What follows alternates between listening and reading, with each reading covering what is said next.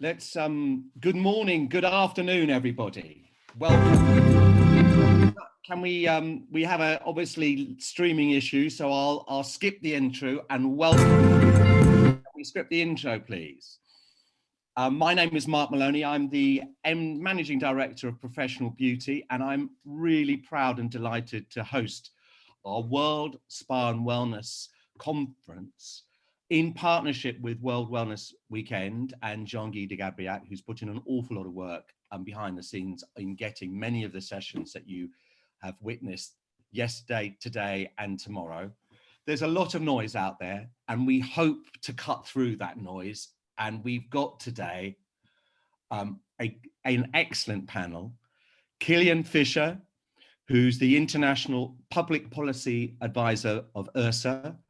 And Kilian is based in the beautiful County Kildare in Ireland. Welcome, Kilian.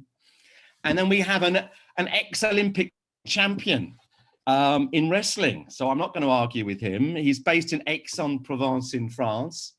And I am told that Christophe Anderson is Mr. Fitness in France, founded fitness, or the concept of fitness clubs as we know them in France.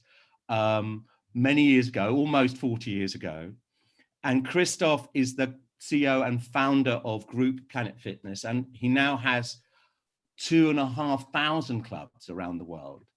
And of course, my co-chair, Jean-Guy de Gabriac of Tip Touch and the World Wellness Weekend. Gentlemen, welcome, thank you. I should say before we get into this, a couple of housekeeping points. Firstly, thank you to our partners, Biologique Research and Lemmy, and our partner for today's session, Matrix. I should also say that we are broadcasting across numerous channels across the world through Facebook, YouTube, and other channels. So if you're viewing on this, welcome. If you want to ask questions, please register. Go to professionalbeauty.co.uk. Register, it's no cost, and then you'll be allowed into the room, and we will be taking questions at the end subject to time. So Jean-Guy and I will be doing that. Right, first question, really. Kilian, what have been the most decisive actions that URSA has undertaken these couple of last month to prove the importance of fitness club reopening as fast as possible? Especially in the USA, but what have you been doing basically to push the industry forward? Morning, Mark, and good morning to everyone. So if I just mention quick 15 seconds for those not aware who URSA is, it's actually the global trade association for all types of sport, fitness, aquatic facilities across the world. The headquarters is based in the US. As Mark said, I'm physically based actually in Ireland, and I'm responsible for anything to do with public policy really outside the US, but I have some involvement there as well. So what have we actually been doing since clubs really started closing down around week 1, which was the week of the 16th of March? That's when a lot of clubs started closing across Europe, across the US, and so on. China, of course, has started closing back down in January. So, I mean, it was late January when the first clubs started closing across China. URSA, in terms of direct advocacy, in terms of direct lobbying, is primarily in the US, but also to our federations and partners like Christophe, who you're going to hear from in a minute, we support those federations, those partners across the world as well. So mention a couple of things that have actually happened directly in the US, because those lessons can be applied not just in the US, but can be applied globally as well. So URSA really started a whole campaign to support clubs and federations in trying to get governments to reopen clubs safely. So initially that work really was trying to stop clubs closing, but literally over the space of a week, we found clubs rapidly closing around the world. I think of countries even like the UK and then to Australia, where the countries and the clubs were saying, no, it's not going to come here. We're not going to close. Unfortunately, COVID-19 hit everybody very, very rapidly in most countries around the world.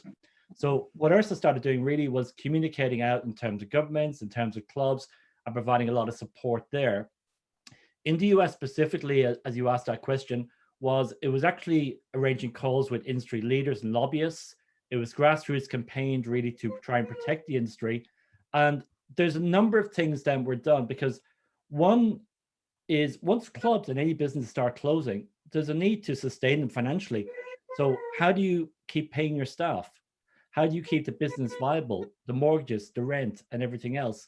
So part of the lobbying, if you like, advocacy was to try and get stimulus packages in. So in the US, I mean, I'm sure most people have seen the news, there was initial packages up to $2 trillion. Sounds like huge amounts of money, but with the size of the US, not a huge amount of that actually reached the fitness industry. There was also anomalies in that as well, where it was helping some small businesses, wasn't actually helping the bigger businesses. And sometimes it's this false illusion that just because you're a big company means you've lots of money. Yes, some of them do, but not all of them. Some of them were already working on very tight margins, maybe only survived for a couple of weeks while they still paid staff. So most staff were actually furloughed or laid off temporarily within the first week, 2 weeks. Some companies have managed to pay staff for longer. So URSA has continued to lobby. And in the US, without going into details, but in the US, it's, I suppose, quite a bureaucratic model where you have to get congressmen and senators to basically support bills that you can try and push through for stimulus packages to really help the industry. So URSA has been quite successful in getting a number of those things through, and is still continuing, because we're by no means at the end of the need in terms of the stimulus packages. And alongside that then, so one is the financial side, two is to try and help clubs reopen safely. So we have two big industry leaders who are URSA members, supporters, who've actually been appointed to the White House Business Group by the president, and that is in terms of trying to help businesses reopen. There's a lot of course, probably criticism as well of businesses and clubs trying to reopen before it's safe to do so. But our mantra is very much, yes, to reopen as quickly as possible, but only when it's as safe as is practically possible. So that's just some of the things to mention. I know we'll cover some more as we go through the morning. Thank you, Killian. Thank you. Christophe, you are the president of the French Fitness Federation.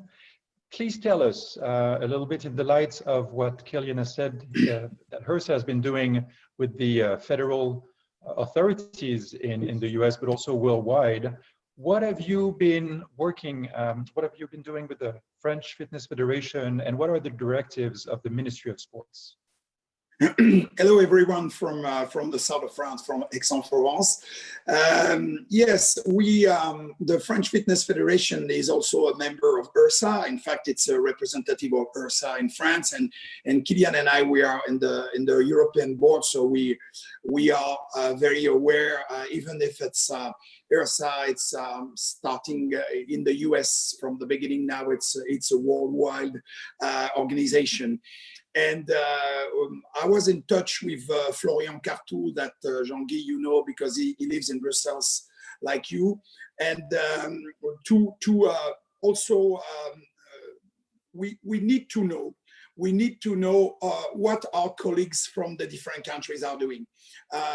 Yesterday, I was in touch with my colleague Philip Mills from New Zealand, and he told me that they have done a big lobby in front of the Prime Minister of New Zealand, and the club in New Zealand was ready to open for July, and finally proving that sports is the best medicine for immunity and for making people in the best condition to resist to the virus. And due to that, and to this lobbying, the fitness club in New Zealand are open tomorrow on Thursday. So in France, with our contact also with the National Fitness Federation and the professional syndicate of the fitness clubs, we have a meeting almost every week. So one of our representatives, Laurent Martini, is going every Friday to the Ministry of Sports, and every Tuesday, the different representatives from culture, from sports, from hospitality, from travel, they all together with the Ministry of Sport, Ministry of Finance. There is 6 ministers, and everybody, I tell you that everybody is in some way a little bit competing, because they all want to say that people need to meet together in bar and restaurant. The other one say, oh, people need to go on vacation. The other one say, oh, people need to do sports. So it's little bit competing between the different organizations who represent different industry. So in France, the reality is that France is the lockdown have stopped since last Monday. So since last Monday, the 3/4 of France is free to go out, and many shops are open. Many shops are open, but not all. For example, bar and restaurants, cinema, all that things are closed. Fitness clubs are closed, excepted the one who could practice outside. So a lot of CrossFit and little studio and personal training studio, they are opening since last Monday to do some activities outdoor, and it seems to be quite nice.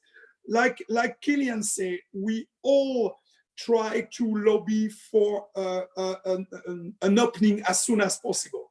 We know that we will not open in the past condition. We have to know that. We have to pay attention to do it as close as we can from the sanitary condition, but we need to open. Why I say that? That more we keep it longer and more we will be away from the opening, we will have the same things when we open. So if we open now, or if we open like we think in France, the 2nd of June, it will be difficult. People will have to come by certain number every hour. They have to take some rendezvous. They have to do some differentiation and distanciation between people. But if they open the 1st of July at the place of the 1st of June, it will be exactly the same. And the time will go on our favor. I mean that I talked last Tuesday, a week ago, with my colleague from China. So the mainly province in China are already open. And they told me that because like you know, Jean-Guy, I'm also the representative for Les Mills for the south of Europe and Africa. So we with Les Mills in China, they have demonstrate last weekend. They have do a body combat class with 400 people outside to show that people need to do some activities and need to be as sports that possible. And they say something that in the beginning, when they do a group exercise in fitness club, people are paying a lot of attention, and they say, okay, we need to do activities with a mask. And in fact, at the end, they understand that it's impossible to wear a mask. So, you know, we need like we discussed before this conference with you guys. I think, unfortunately, we will have to live with this virus for quite a long time. So it means that life need to go on. Life will goes on differently, but if we completely stop our business, if we completely stop the way we live, we're not going to die by the virus. We will going to die by some other things around us. One big professor explained here in Marseille that France have 25,000 died in 3 months. But he's saying the same time, less people die by car accident, less people die by cancer, less people die by heart attack. And the guys say that at the end of 2020, the curve of dying will be exactly the same. So he said more people will die for the virus reason, but less people die for some other reason. So he said, and we didn't stop the country. For 150,000 people died by cancer per year in France. 130,000 people die by heart attack, and they didn't lock down a total country. I think, so, Christophe, if I can interrupt, I think this is excellent. I think you made a very interesting point, which is lost from the spa and beauty industry. Yeah, I do. You know, you made a very interesting point because you said that all the industries in France, when you lobby government, are competing. And I think the fact that your industry and you and your colleagues are going to lobby government and probably seeing a different person every week, but the fact is you're lobbying. And I think certainly in the UK, I'm not convinced that we are doing enough to lobby on behalf of spa, beauty and wellness. And I think in many societies, whoever shouts loud enough might be heard. And I think at least you're shouting and making the point. Which is a good learning for our industry. Yes, you're absolutely right. What Philip Mills told me 2 days ago, and he sent me all the background they have done, because it's not only lobby, it's to prove by paper and making things as better as they can, to show to the government that not only sports activity, but not only that, also spa and hospitality are necessary for the normal life of people. And more you have a big voice, more people are listening to you. Yeah, and for example, just to give a small example, the travel company and the airlines company, they make a report that if they are reimbursing now all the people who already purchased a trip or a journey or I don't know, a week of vacation, if they have to reimburse them now, they're going to be bankrupt. So the government, they let them proposing to have a credit for 18 months, and only after 18 months, if people do not choose any other travel, they will have to be reimbursed. So when we knew that, the sports and the culture, they go to the government and they say, we want the same thing that you give to the travel agency, because a lot of people have a membership. For example, you know, like the football, Paris Saint-Germain, people pay a membership to go to the match for a year long, but there is no match since 2.5 months. So so now the culture and the sport, they have the same condition that made the travel agent. But if the travel agent didn't get this lobby first, maybe we will not have it. So it's very important to look what the other industry get from the government, to say, okay, hey, we're here, we want the same thing. Yeah, no, true. Important. Agreed. Before we move on to the next question, I would just like to point out that James Blower, representing Matrix, was supposed to join us. Unfortunately, he could not at the very last minute, but he did send a few elements. And I know he's following this session through his phone in a mobile way. And he just sent a few very interesting information and links on what Matrix has been doing these past months, because while their customer facilities were closed, Matrix teams have been working extremely hard on the content to help them stay engaged with their members. And they have created what they call the Matrix Total Solutions Support, with a landing page that has a collection of resources, insights, tools for facility owners, managers, trainers, and also the end users. It's not just B2B, it's also with the end users. There is specific content that is including the Matrix community app. There's an activation kit, and a cleaning and disinfecting guidance, a free Matrix master trainer workouts, and relevant articles. So I'll be going through a little bit of those elements, but you can definitely click on the link, download. And if you want to be in contact with James, although he cannot be here with the video with us, he can definitely answer to your questions directly on the chat box. And also from Matrix in Poland, from Warsaw, we have Rafał. So Rafał can also give you information. Thank you so very much. Back to you, Mark. Oh, by the way, I should say, just to embarrass James, he hates me saying this, but he's one of the most decent guys in this sector, servicing the spa and wellness industry. He really is a lovely bloke. So that will embarrass him nicely.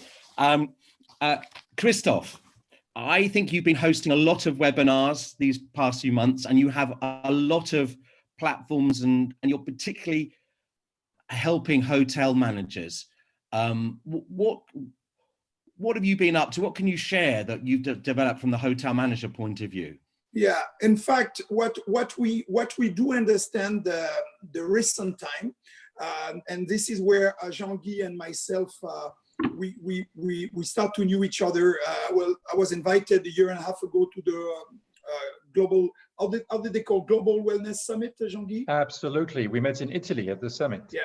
Yeah, and I do understand some people that like Tony the lead in Australia, who is both in the spa industry and the fitness industry. They tell some people like me, like Lynn Brick, like Emma Barry, you should come to this conference to see that, in fact, the spa industry, the hospitality industry, and the fitness industry and the tourism industry, they all are linked.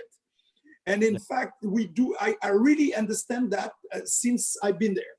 And we used to work with some company like Vacation Club, like in France, Club Med, Bellambra, Marmara, TUI, but it was just a very small relationship.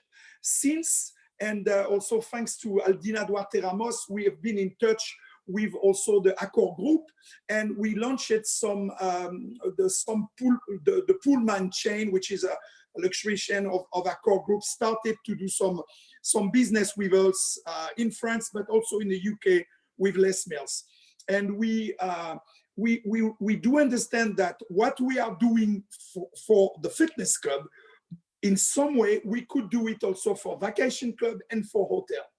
So what we started that with the company that I represent, Les Mills, we have a platform named Les Mills On Demand that we develop in 80 countries, that the people from the fitness club, we have 25,000 fitness club in the world with Les Mills, 2,500 under Les Missions Remède that I represent. And when the countries was locked down, we proposed the Les Mills On Demand to all the end users for free until end of June. And when we did that, we say, after a while, we say, okay, but what about the people who usually go to Club Med, where we usually go to Bellambra, which is the biggest vacation club in France with 58 villages. And so we started to propose that to all our customers. So now the people who used to go on vacation to Club Med or Bellambra, or also the Pullman, they benefit from having the Les Mills On Demand platform for free. So it's more than 1,000 exercise, from yoga to Pilates to high intensity to body pump to cycling for the one who have some cycle at home. So the good news that usually the average people who train at home is 8% in France. During the crisis, it grew to 53%. So 53% of the French population have been trained at least 1 or 2 times at home since the confinement. So it's a big victory. So what we do hope that when the club will open, they will continue to work out at home in the same time. And I remember a survey made in 2018 by URSA, who says that 82% of the people who train at home are already member in fitness club. It means that, because some people scared, some French club owner, they call me, say, Christophe, okay, you advertise a lot of training at home. Okay, we do understand that. But did you scare that these people who used to train at home will never maybe come back to our clubs? This is wrong. People who train at home are training at home because they are not no other solution. I give this example in some of my conference. You know, my daughter Justine, she's a journalist. She has his own company with her husband. She have 2 kids, and she's born in a fitness club. When Justine born in 1st February 1984, my wife and I, we already have our first club in Paris, Vital, Place Beaubeau, we created in 1983. So she's very fitness oriented. But she told me the other day, she told me, Dad, to be honest, with all my busy life, I could join a club twice a week at max. So the other time, I train at home. I do some yoga. I do some high intensity. I do some bike sometimes. So what I mean that it's like for everyone. You know, when people have the good condition to train at home, it doesn't mean that they will not go back to the club when the club will be open. They're a source. If it's gone from 8% to 53% or whatever the jump, there's a source of new members for you, isn't there? Yes, this is what we think. We will not grab all of them. We will not grab all of them because you know that and we have now some number who show that the curves go very fast in the beginning, but now after the curve reach a plateau and now it's going down a little bit. People are getting a little bit more lazy. People are getting a little bit they are much little bit boring now. So this is why we need to open again as soon as possible. Christophe, I will want to bring Killian in a second, but just how would you, so you've got these at-home audiences who've decided they've got to do something to get off their armchair, even if they've got a family. How have you been, is your group reaching out to these people? How are you reaching out to these people very quickly to try and engage them better? Yeah, in fact, we have two populations. The population that we are talking to very often are the population who are in fitness club.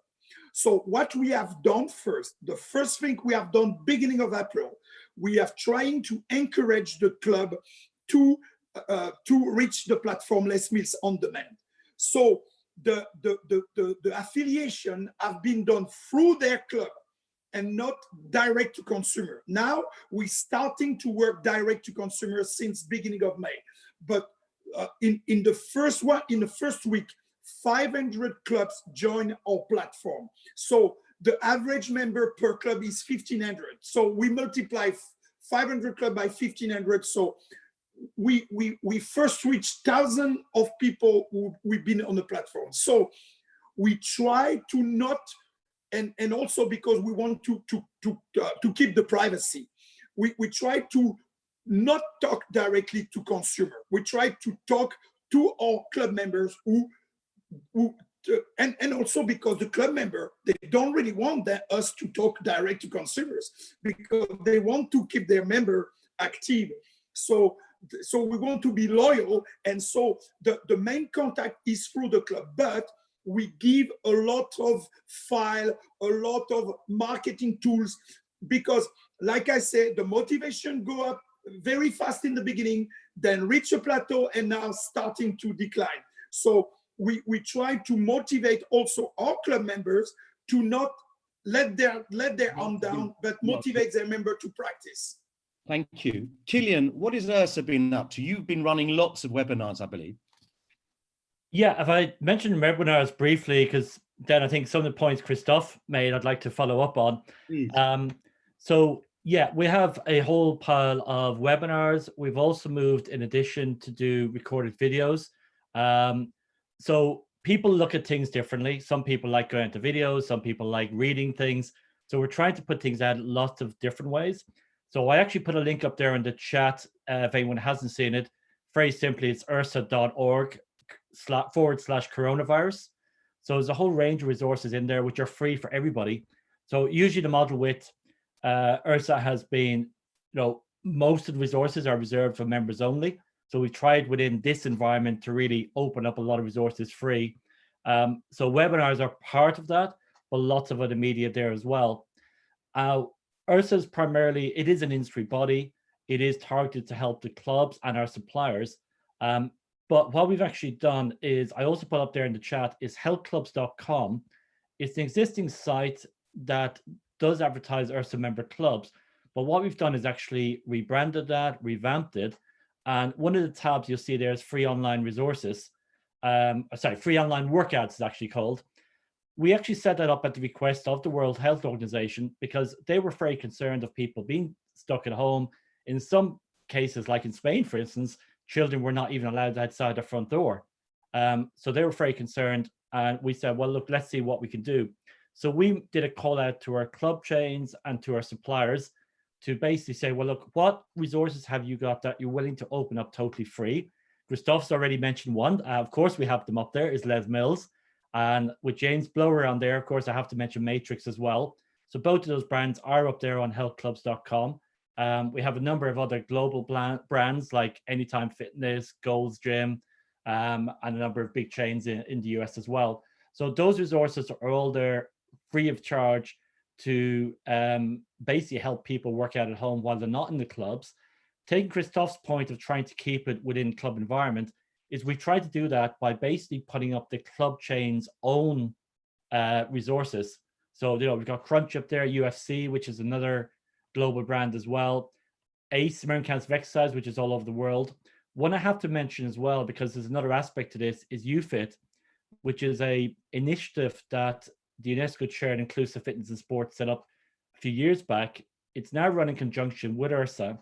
The reason I mention it within coronavirus, within the COVID-19 environment is, as Christophe said, we want to get people back into the clubs as soon as possible, as safely as possible. But there's lots of people that are more vulnerable. There's people with different disabilities that may not be able to come back as soon as other people because they are more prone to catching viruses. So UFIT is one initiative that we have up there with online resources. What we will be encouraging clubs to do as they reopen is to look at the mix of face-to-face and digital, because some of these people will not be able to come back to clubs initially. So by working with IRSA, working with UFIT, we can help to provide some of those online resources to keep people in as members, and in fact, to get more people, because clubs generally are capturing up to maybe 20% of the market. We know there's a huge market out there. There's another 80% of people not members of clubs. And a lot of those people actually have different, they have different needs. They have different disabilities. And when we're talking about disabilities, we are talking about mental health issues as well, which we know during COVID-19 is getting more and more of an issue as well as people with those underlying conditions. So what we're trying to do with IRSA is really from the digital side, from the online side, is to help support clubs and their members and to get more members into the clubs as well. So I think that, that is all very important. To pick up another point that Christophe made there in terms of people coming back, yes, there is a fear factor. And you mentioned China. We've got Katic Wellness, which is one of our big club chains in Shenzhen region in China. They reopened the middle of March. They have actually been able to stay open, which is fantastic. They started off with only about 15% of the members coming back. I heard last night that they have now reached between 75 and 90% of the members are now back. So the difference in percentages because they have a lot of clubs. So in some clubs it's 75, the other end is up to 90%. That is fantastic news. So people are really starting to come back. It's taken them a while, it's nearly 2 months, but I mean, you can say only 2 months because we're talking about, the virus being with us for a long time. It could be 12 to 18 months before we have widespread vaccination. So it is trying to adapt between face-to-face, digital, all the different things we need to do. Thank you. Over to you, Jean-Guy. Yeah, thank you. Thank you, Mark, and thank you, Killian, for all this information. Killian, you mentioned something really important. Yes, let's reopen as soon, but as safely as possible.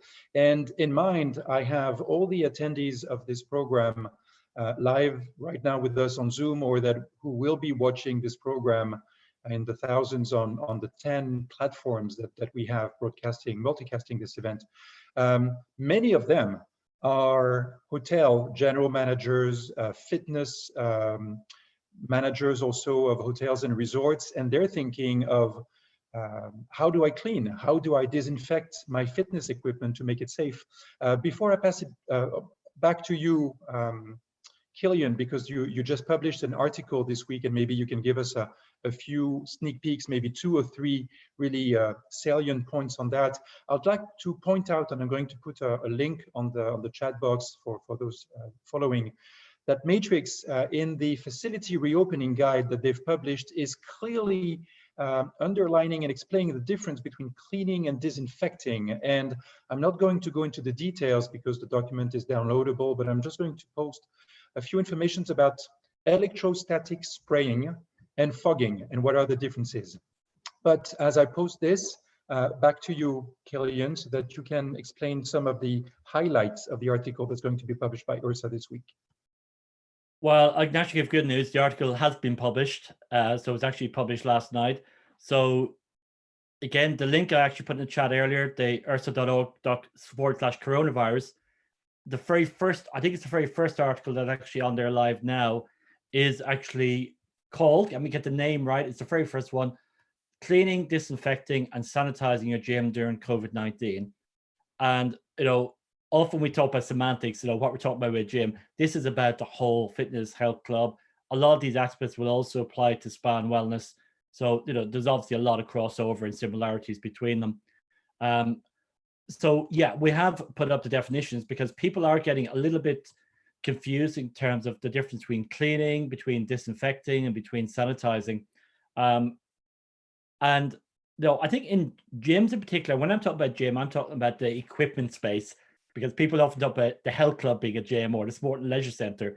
The gym, when I'm talking about, is with your cardiovascular equipment, your resistance, your free weights. It is that physical gym area. I think we're used to in most clubs where people are used to wiping down machines before use, usually after use, using some type of antibacterial spray. Now, the question I put is, do we actually know, are they actually good sprays? Have they got at least 60, 70% alcohol base, for instance? So it's that type of question, that type of detail that we actually have to look at. One of the onus on clubs now is to actually ensure that the club ensure the equipment is actually clean, it's disinfected before use and after use. Now, there's debate around that. You can say, okay, well, surely the individual and the users have that responsibility to do it. But overall, particularly in this environment, I think the clubs actually have to make that extra effort to actually make sure it is actually cleaned and sanitized. Coming back to the bigger question of the overall safety. So answering your question, John Gee, in terms of helping clubs to be as safe as is practically possible. And I personally use that phrase. That's the phrase that URSA is actually using. We're not saying to open when they're safe, because I don't think you can ever say any business is 100% safe. You know, we walk out in the street, you know, it's not 100% safe, no matter what conditions, safety measures are there. So we can never, ever say 100% safe. It's as safe as practically possible. What that means in reality is that clubs are putting as many measures in place as possible. And without going into details now, there's lots of articles there, but just mentioning some of the key things. One would be, before anybody even comes to a spa, before anybody comes to a club, is to actually make sure they don't have any of the symptoms of COVID-19 and not to come anywhere near. That applies to staff, it applies to customers, it applies to members. So before you come anywhere near the club. Secondly, is to have a booking system to make everything as touchless as possible. So that might mean putting in new equipment, you know, doing away with cash payments. So it's a lot of types of things that are already happening out there with supermarkets. Like, supermarkets never closed. So if you actually have a look at some of the things that have been happening in supermarkets, cashiers, checkout operators now have perspex screens up. They're the types of things that need to go into clubs to protect the staff. One thing that's evolved really fairly recently over the last few weeks is we also have clubs in China and in Hong Kong and other Asian countries that now actually have either perspex screens or plastic dividers in between the gym equipment. Now, it sounds like a very obvious solution, but it's only been thought of in the last few weeks. Pure Gym, actually, who operate over a number of countries, sorry, Pure International, I should say, it's not Pure Gym, it's Pure International, operate under a number of brands that are based out of Hong Kong. They operate in China, they operate in Singapore, and a couple other places. What they've done is they've actually designed their own perspex screens, and they've actually outsourced the manufacture of them. And what they basically do is to protect people in between each of the pieces of equipment, whether it's treadmills, bikes, cross trainers. That means that a gym potentially does not have to remove any of their equipment, because up to now, everybody's saying, well, we have to remove half our equipment. How can we be financially viable? How can we operate? Think of the supermarkets, dividers, perspex screens, curtains. I saw a photo from a restaurant actually just reopening in Ohio in the US the other day. They've actually put shower curtains between their different tables. So, so there's actually a number of solutions that are quite practical, reasonably cheap, not too expensive, that clubs and spas can actually put in place to protect their staff, to protect their customers, protect their members. So what we're saying is, before you open, before you even think about opening, is look at all the different types of measures that need to be put in place. Yes, it is going to cost money to do it. Yes, you do need to put procedures in place. We know some clubs have done procedure manuals up to 300 pages, but that's going through the full operating procedures, their emergency procedures. Unfortunately, that is necessary, but it then means you can open and you can start to get up back to near, you're not going to get to full capacity because certain services, certain things you may not be able to do in the meantime, or you may have to reduce. And for instance, things like exercise classes, you're not going to be able to have 30, 40, 50 people all arriving at once. There will have to be almost that, I'll use the analogy of supermarkets again. There'll have to be that kind of supermarket type queuing system where you have the physical distance between people. The people who are going to be at the back of the room will go in first, they will leave last. You'll have to have spaces marked out in some form, whether it's using mats or tape or something. So it's all those types of measures that need to be really planned through. So a lot of the resources I mentioned, we've continually, every day from URSA, we've new articles, new information that's going up there. There is also some good examples. I mean, I mentioned one, which is not in the public domain yet, about cleaning and disinfecting of health club facilities. It's actually been done by Newtown Athletic Club in Pennsylvania. And the owner, Jim Worthington, has a unique access in the US in that he's actually on the President's Council on Fitness, Sport and Nutrition. And he has direct access to US Surgeon General and through him to CDC. So he's actually just had a 5-page document, not 200. He's had a 5-page document that's actually just been passed through the US Surgeon General and the CDC for comments and clarity.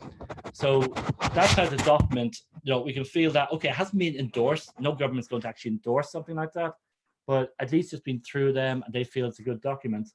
We're also at the moment working on guidance globally from URSA, which is going to be based on the best science and World Health Organization guidance.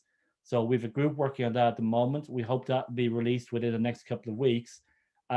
It won't be the 300-page. It's not a cookbook, but what it will give is an overall framework, an overall guidance that will help clubs to look at what measures they need to consider based on the best WHO guidance.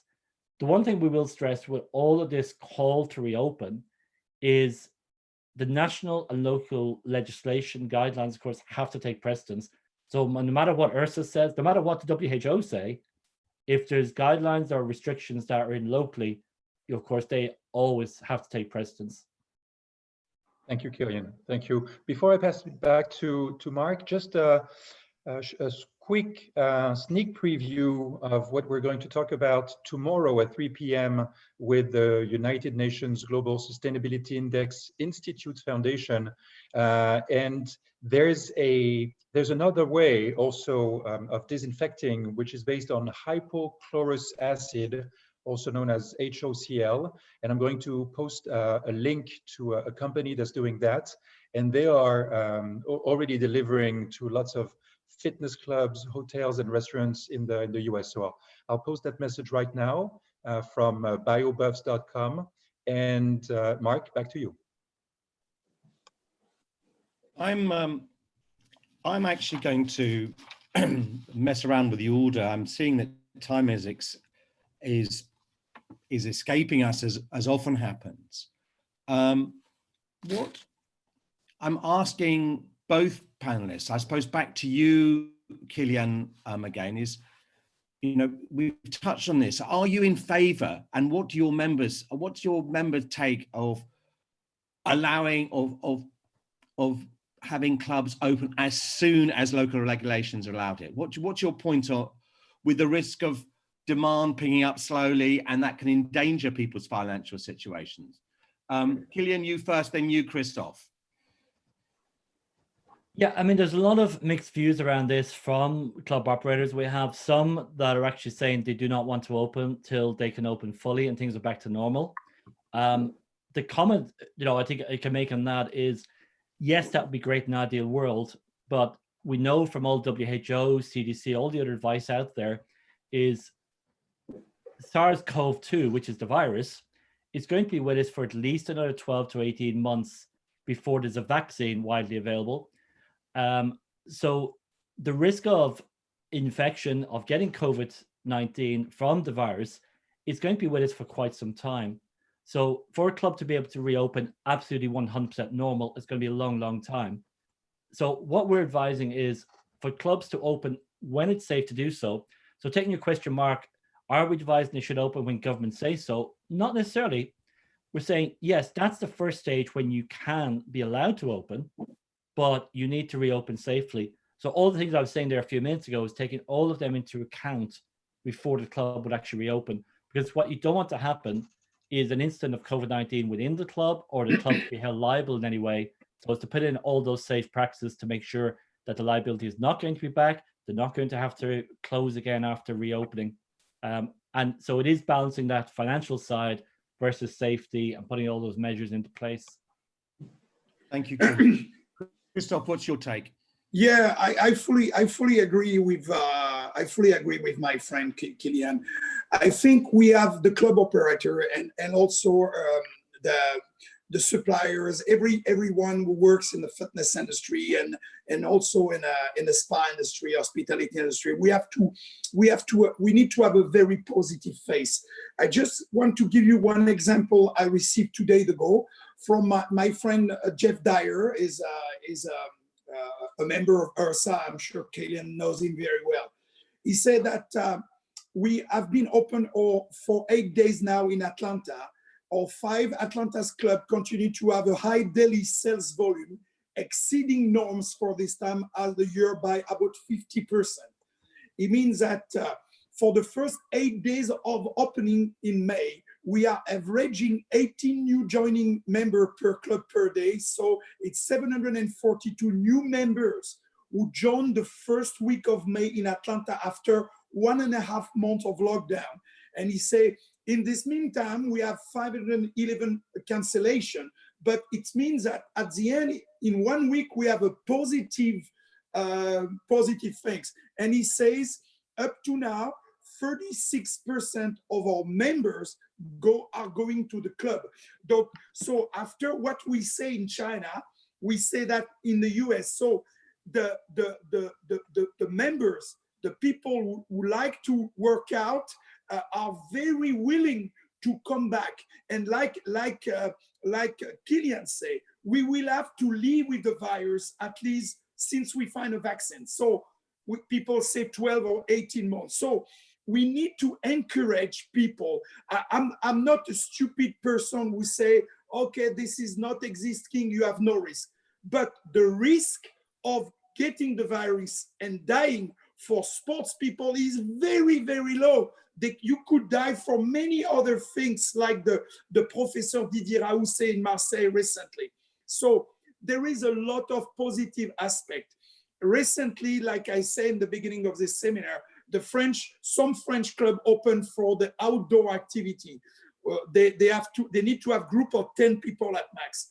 And a friend of mine who opened last Monday said to me, for the first day, I put 5 meetings of 10 groups, for five group of 10.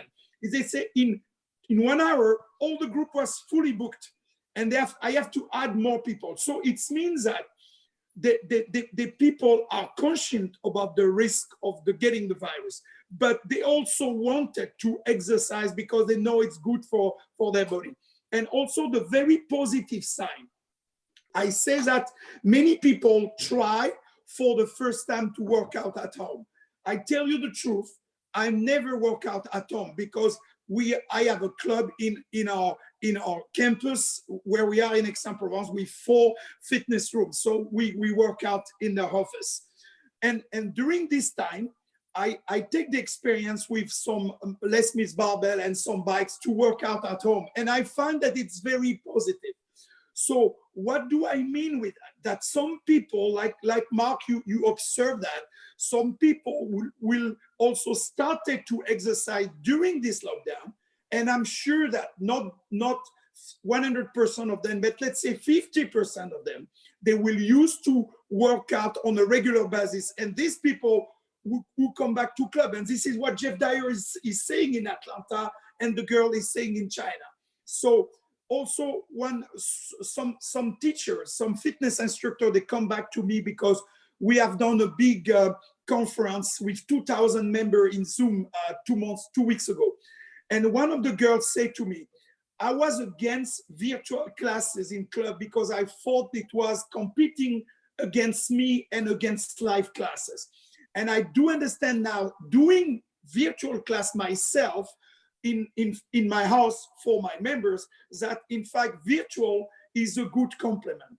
And this is what we are installing now in the Pullman Hotel. We are installing virtual room because we know that equipment is good, and it's a part of the fitness things, and it's a part of the fitness room in the hotel. But it's do not talk to people like classes. And it's very difficult, very complicated for some hotel to have some coaches who could give live classes. So with the virtual classes, and with the fact that now people have been more using digital in their day-to-day life, the virtual classes on a big screen with a good sound system are really, really good. And I have, yesterday I have the conversation with the Pullman in Bercy, and they say that people love to exercise now in front of a big screen like a cinema. And it says it's much more motivating that, I'm sorry for my tricks, it's much more motivating that just sit down in a bike with nothing on it, just a small screen, or just do some running. So this is some bad things, but this is some new things who people will start to use, and they will be much better for the fitness in the future. Just Christophe, just to follow up on the core point though, there are lots of, from the spa perspective and hotels, you hear some people saying, well, I'm not opening because unless I can get X% operation, it doesn't work. But am I right in saying that you are of the opinion of we've got to start and it will build in general once it's safe? Is that we've got to open an industry because that in itself will create a demand? Is that your view? Yeah, it's my view. You know, it's very simple. If you're any kind of shop is closed, nobody will come. You know that when people are thinking, oh, I'm not going to open until the virus is over, or until we have all the good safety and sanitary condition. But God, you will never open if you think about that. And if you think that your member will trust you more if you open in 3 months from now, I mean, it's the worst version of what you have to think.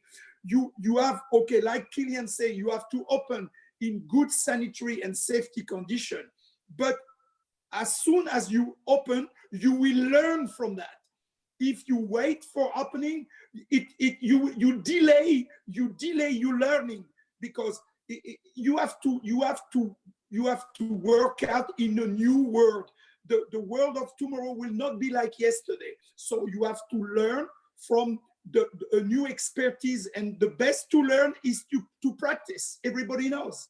So as soon as you delay your opening, you will delay your learning and your experience. Thank you, Christophe. Thank you. Let me just add an important point, because there's so much information shared right now on the chat box of Zoom. It's great. There are so many links, so many insights coming from the attendees. I would like to encourage any of you attending this session right now on Facebook or LinkedIn or Instagram or whatever platform you're using, just go to the professional beauty page, Facebook page of closest to your region. It could be UK, it could be South Africa, India, GCC, of course. Go on that page and you can find a link to register, and then you can join this conversation on Zoom and you can get all this information. Also for you on Zoom right now with us, registered, you will find at the bottom page of the chat box Next to names of people you can send a message to, you will find a little square box with 3 buttons in it. And if you click on it, it says save the conversation. And if you do that, you can save immediately, instantly, all of the information, all of the links, all of the advices that you have seen. I'm just going to name 2 for those of you listening remotely and not being on Zoom.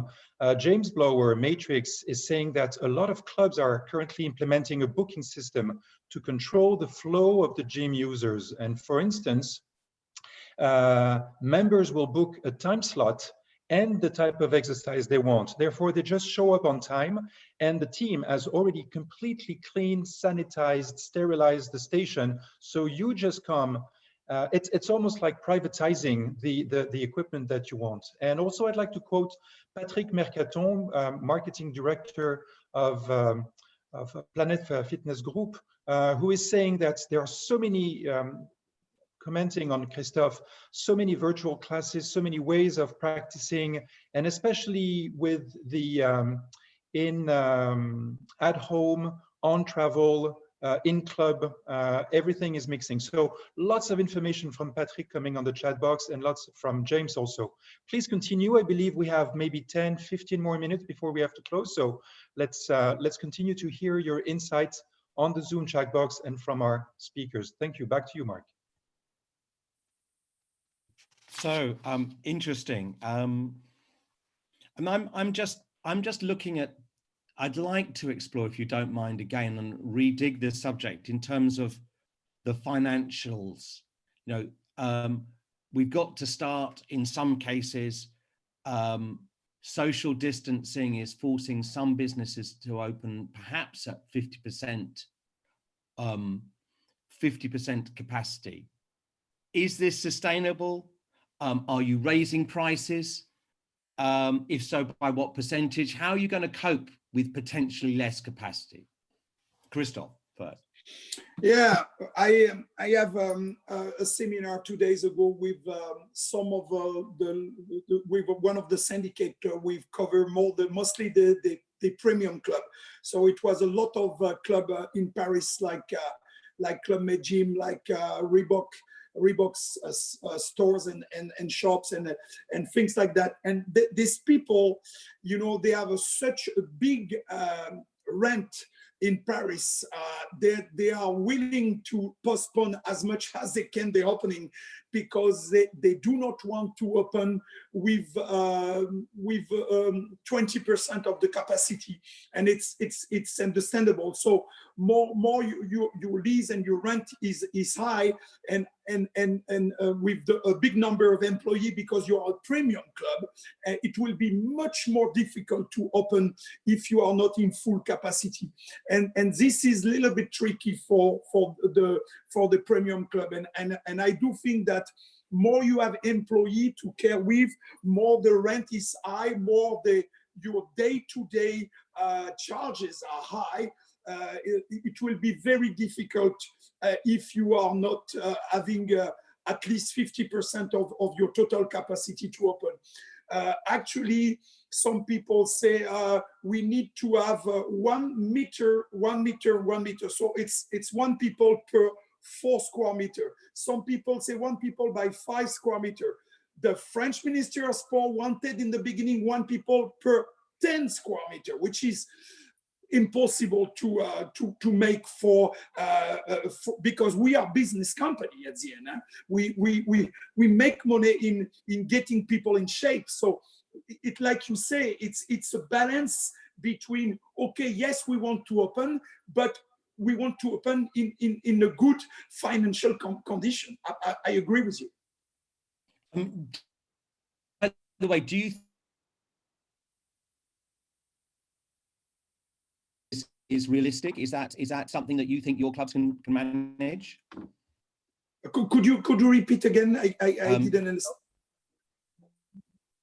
So you mentioned the distancing. So you have 1 person, or the number of people per meter or square meters. In addition, you know, the French government wanted initially 1 for every 10 meters, and now it's down to a 4 meter. What do you think? What do you think is realistic to balance the health and the financial reality and the practicality of getting people together? Yeah, if I come back from what Jane, the CEO of Les Mis China, told me last Tuesday, she said, in reality, it will not happen like this.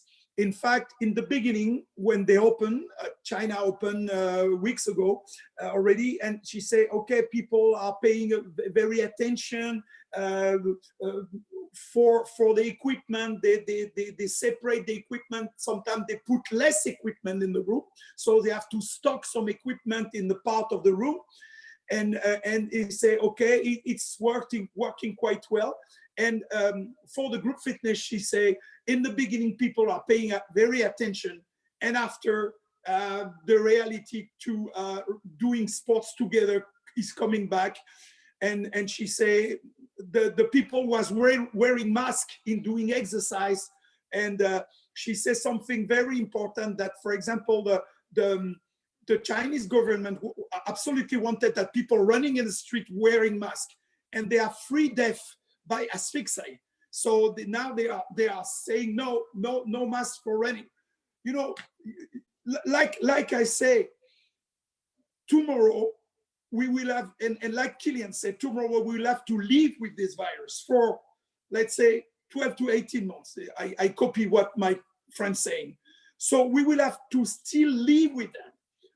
Okay, we live, like we say, people, I remember that when the AIDS starts 20 years ago, people are very scared. Then after, people have to pay attention of the AIDS and live with that. For example, when they have a sexual act, they have to wear a condom. So and now we didn't talk about that because it's in our life. So maybe we will have to live with the virus for a long time, and we will still have to work out. We will have still to go to the hotel. We will have still take a plane or take a train. Yesterday, I've been to Paris for the first time since 2 months, and I take the train, and nothing happened. You know, I wear my mask and I go to the train station. Then after, I take an Uber in Paris, and I have my 2 meetings, and I come back in Aix-en-Provence yesterday night. And I say, fuck, I mean, it was a normal day.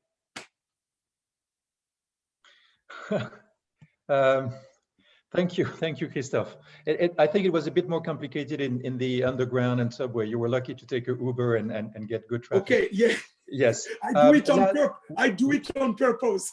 That's right. And we will leave the discussion about condoms for another session. We just have a few minutes to wrap it up. But thank you so much for mentioning it. Vive la France. Okay, Anyway. I was a bit too enthusiastic, but I say, okay, guys, we need to be positive. We need to. I'm not scaring. I tell you the truth. I'm not scaring. I'm in good shape. I eat vegetables. I take some vitamin C. So I even myself. I don't stay like this. And yeah. No, absolutely. We have a few minutes before Mark Moloney wraps up this session.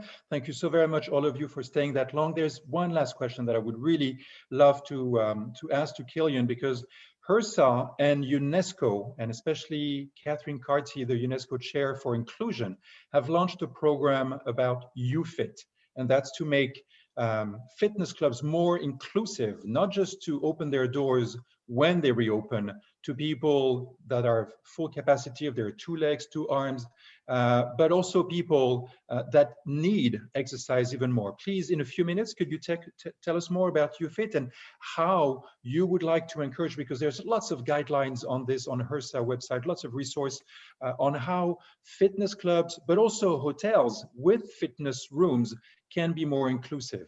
Thank you. Thanks, John-Guy.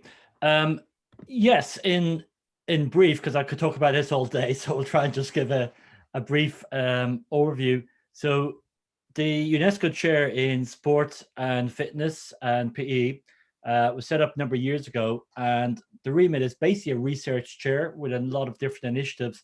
So one of the initiatives that was set up with funding from the European Commission was YouFit, which stands for Universal Fitness Innovation Transformation. In simple terms, it's focused on really trying to help fitness clubs.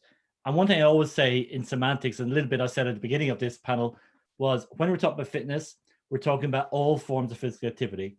So anything that happens within a facility, indoors or outdoors, that's what we're talking about. So whether it's swimming, gym, sports, etc. The mantra of it really is to try and help clubs and owners and managers to really change the culture so that, even in terms of images, so getting away from, the six-pack men and the bikini-clad women, so getting away from that imagery, that it's not just for people who with disabilities or non-communicable diseases, but it's really to attract, that 80% of the market that clubs are really not attracting now. So there is a commercial marketing side for clubs as well. But it's doing the right thing. So we can attract in more people, as I say, with disabilities. One of the facts we put out, and I say facts inverted commas because nobody's disputed it yet, 98% of us in our lifetime will have a disability. It can be permanent, it can be temporary. And every time we say that, people think, yeah, well, actually, yeah, I've got this, or as a member of my family or friends or whatever, is, you think about it, you break a leg, you break an arm, you're temporarily disabled. You're not able to do everything as you normally would. So, we are talking about the full range of disabilities. Often people think about just somebody in a wheelchair. That's only one of hundreds of different types of disabilities. So it really is trying to change their culture. Not every club or every spa facility is going to be able to cater for people with all types of disabilities, but it's looking to try and really open the doors, open the minds. That's the big thing. It's really opening the minds. So we have a lot of tools and resources. We've online in terms of training, in terms of education, but it's really about starting with the owners and the managers to actually look at their programs, look at the services, look at their objectives in that. One of the things we've been doing in the last 18 months is we're part of the World Health Organization Sports Sector Dialogue. And within that, one of the focuses we've done is actually focusing on UFit and inclusive fitness. We'd actually had planned at the IHRSA convention that was to take place in March in San Diego. We were actually going to launch the IHRSA Get Active for All campaign, which is tied in directly with UFit and supporting the goals of the WHO. We are going to do that. We have done some things quietly, but obviously with clubs closed and all the challenges there. So we are going to start doing some things that are non-COVID related, but will actually help clubs in terms of rethinking when they reopen. How can they actually get more people in that have not been attending clubs, helping more people with disabilities, which are another big group that are out there. One thing I said earlier, of course, is to bear in mind that some disabilities may be more vulnerable to the virus. So it may be looking at more digital and online resources. So we have to look now, we are looking now in terms of adapting some of it, because what we had planned to launch in San Diego, not all of that is applicable in terms of more things will need to be done virtually. And it really ties back into what Christoph was saying as well, is that, virtual as, I suppose, a complement or supplementing the services that clubs provide. So, we don't see it as replacement, but supplementing. And the people maybe that can't go back to a club for longer, it's helping them keep the connection to do exercise in the meantime until they get back into the club, or in fact, start in a club for the first time. Thank you. Thank you very much. Gentlemen, we have to bring the session to the end. I'm going to ask both of, be unfair. What would be the one piece of advice you would offer either fitness club operators or spa operators? What one thing should they take away from today? Killian first, and close with you, Christoph. Hard to say one thing, but I suppose I've got to repeat something I said earlier, because I think it is the one big thing, is to open as soon as possible, but as safely as possible. Thank you. Christoph? Yeah, for sure that I wanted to leave this conversation with a positive aspect, that all the ones who already open are giving us a very positive feeling of the opening. That's that in fact they more scared before that, and it's very often happen in any case. You scare about something, and when you do it, in fact, you think it's possible. So I just want to leave this a very positive attitude of that during a nightmare for every business and every life in the world. We need to keep going. And if I just want to also say that, because we are talking mostly to the spa industry, and Kilian and I were coming more from the fitness industry, even if we are cousins, it's not exactly the same business, that I think that the fitness industry have a lot of good things to bring to the spa and hospitality business. Because I remember that from the SciBec conference in Malta in last November, we also have some people from the Holtec conference who say that in a recent survey, 49% of the business people are willing to find a good fitness center in the hotel they choose. So that time by time, the spa and the hospitality will be much more linked with the fitness industry. So the fitness industry have to give their best to make the best fitness condition for hospitality and spa businesses in the future. Well, thank you. I think it's been an inspirational discussion. Jean-Guy de Gabriac, founder of the World Wellness Weekend, Kilian Fischer of Ursa, Christoph Andersen of Planet Fitness. Thank you so much for your time. Ladies and gentlemen, our next session is coming up soon in under an hour at 1300 British Summer Time. See you there. Gentlemen, again, thank you very much. Bye-bye. Thank you. Bye-bye. Bye.